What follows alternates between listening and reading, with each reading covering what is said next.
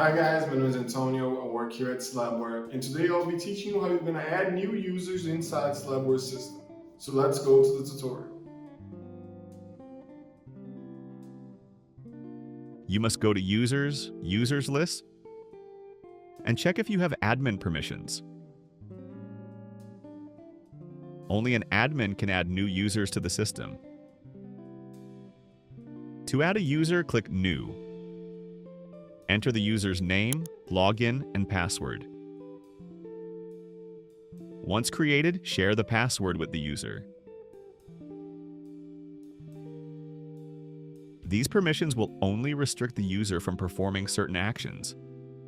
If you assign the user role, they will never be able to change their own permissions, change other users' permissions, or add new users.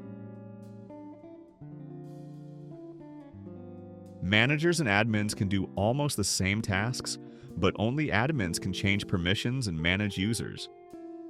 Managers have more limitations. You can also add a commission percentage for the user and their birth date. The email address is mandatory,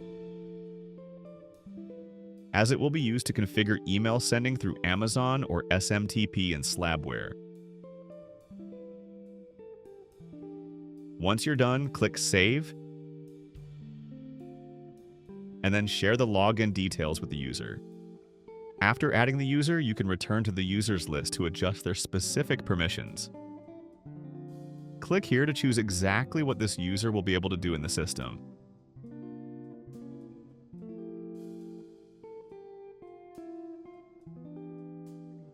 For example, if you don't want them to see customers, you can uncheck all related options, or set it so they only see their own customers. The same applies for orders and all other features. Use the checkboxes to allow or restrict access. Then click Save. The permissions will remain set for this specific user. Let me know if you have any questions.